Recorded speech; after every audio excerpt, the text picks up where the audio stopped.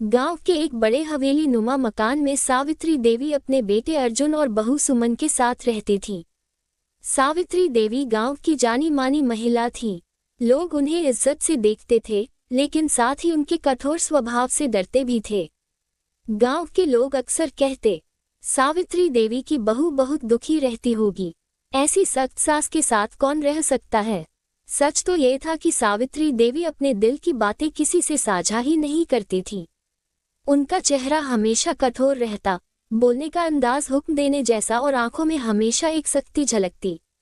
सुमन शहर से पढ़ी लिखी, संस्कारी और खुशमिजाज लड़की थी। जब उसकी शादी अर्जुन से हुई तो उसने सोचा, मैं इस घर को अपना घर बना दूंगी, सास को माँ की तरह मानूंगी और सबको खुश रखूंगी। पर जैसे ही वह इस घर में आई, उसकी उम्मीदें धीरे धीरे टूटने लगी। सास सावित्री देवी छोटी छोटी बातों पर उसे डांट देती। सुमन, रोटी गोल क्यों नहीं बनी?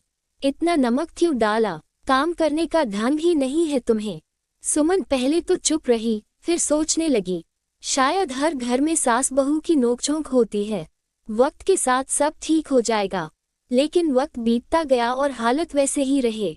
अर्जुन अपनी माँ और पत्नी दोनों से बहुत प्यार करता था। वह दोनों को खुश देखना चाहता था, लेकिन जब भी सास बहू में तकरार होती, वह बीच में फंस जाता। कई बार वह सुमन को समझाता, सुमन, माँ को गलत मत समझो, उनका स्वभाव ही ऐसा है, वे दिल से बुरी नहीं हैं। सुमन आह भरते हुए कहती, अर्जुन, मैं कोशिश करती हूँ, लेकिन हर बार जब वे मुझे डांटती हैं तो लगता है मैं इस घर की बहू नहीं, बस एक कामवाली हूँ। अर्जुन कुछ नहीं कह पाता। वह अपनी माँ की इज्जत करता था और अपनी पत्नी से मोहब्बत भी। एक सुबह अचानक गांव में खबर फैली, अर्जुन का एक्सीडेंट हो गया है और हालत गंभीर है। ये खबर सुनते ही सुमन के पैरों तले जमीन खिसक गई। उसकी आंखों से आंसू बह निकले और वह जोर जोर से रोने लगी। लेकिन सावित्री देवी चुपचाप बैठी रहीं। उनके चेहरे पर कोई भाव नहीं था। गांव की औरतें आपस में फुसफुसाने लगीं, देखा, कैसी माँ है। बेटे के मरने की खबर सुनकर भी आंसू नहीं निकले। सुमन को भी लगा, ये कैसी माँ है, इन्हें अपने बेटे की भी परवाह नहीं। शायद इनके दिल में प्यार नाम की कोई चीज ही नहीं है। पर कुछ ही देर बाद अर्जुन सही सलामत घर लौट आया। असल में वह पास के गांव गया था और किसी ने अफवाह फैला दी थी। सुमन ने राहत की सांस ली, लेकिन उसके मन में सास के लिए नफरत और गहरी हो गई। दिन यूं ही गुजरते रहे। एक रात अचानक सुमन की तबीयत बिगड़ गई। तेज बुखार, उल्टियां और बेहोशी की हालत। अर्जुन उस वक्त बाहर काम से गया हुआ था। सुमन तड़प रही थी। गांव के लोग बोले, इतनी रात को शहर कौन जाएगा, अस्पताल दूर है, गाड़ी का इंतजाम भी मुश्किल है। लेकिन सावित्री देवी ने बिना देर किए सुमन को रिक्शे पर बिठाया और खुद उसे लेकर शहर निकल पड़ी। रास्ते में लोग रोकते रहे, अकेले मत जाए, सुबह तक इंतजार कीजिए। लेकिन सावित्री देवी ने किसी की नहीं सुनी। अस्पताल पहुंचते ही डॉक्टर ने कहा, अच्छा हुआ आप समय पर आ गईं। हालत बहुत नाजुक थी, खून की कमी है, तुरंत ब्लड चढ़ाना होगा। डॉक्टर ने पूछा, क्या आप खून देंगी? सावित्री देवी बिना सोचे समझे बोली, हाँ, मैं दूंगी। पूरी रात उन्होंने खून दिया, दवाइयाँ खरीदी, डॉक्टरों के आगे पीछे दौड़ती रही। सुबह जब सुमन को होश आया तो उसने देखा उसकी सास उसके सिरहाने बैठी थी।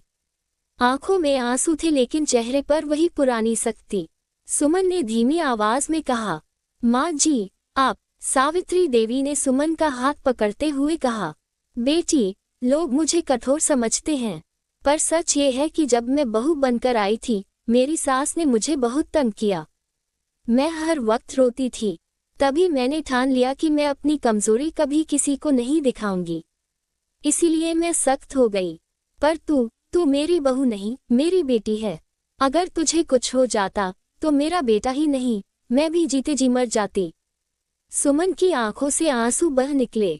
उसने सास के पैर पकड़ लिए। इसी बीच अर्जुन भी अस्पताल आ गया। उसने सारा हाल सुना और कहा, सुमन, तुम जानती हो गांव में मेरे एक्सीडेंट वाली अफवाह किसने फैलाई थी? वो माँ ने ही फैलाई थी। सुमन चौंक गई, क्या? माँ जी ने? अर्जुन ने समझाया, माँ जानती थी कि तुम अपने दिल की बातें मुझसे कह नहीं पाती। तुम हमेशा डरकर जीती हो, इसलिए माँ ने ये झूठी अफवाह फैलाई ताकि तुम्हें समझ आए कि इंसान को अपने रिश्तों और दुखों को छुपाना नहीं चाहिए। प्यार और भरोसा रिश्ते की सबसे बड़ी ताकत है। सुमन ने आश्चर्य से सास की ओर देखा। वह स्तब्ध थी। जिस औरत को वह सालों से कठोर और निर्दयी समझ रही थी, वही असल में उसकी सबसे बड़ी रक्षक और परीक्षक थी। उस दिन के बाद सुमन और सावित्री देवी के रिश्ते में जादुई बदलाव आ गया। जहां पहले नफरत और डर था, वहां अब प्यार और विश्वास पनपने लगा। गांव के लोग भी हैरान थे। अब वे कहते, ये सास बहू की जोड़ी अलग है। इनमें झगड़े नहीं, बल्कि एक दूसरे का सहारा बनने की ताकत है। सीख: कभी कभी लोग बाहर से जितने कठोर दिखते हैं, अंदर से उतने ही नर्म और प्यार से भरे होते हैं। हमें रिश्तों को केवल ऊपर से देखकर नहीं आंकना चाहिए। कहानी अच्छा लगा हो तो वीडियो को लाइक और चैनल को सब्सक्राइब करें। धन्यवाद।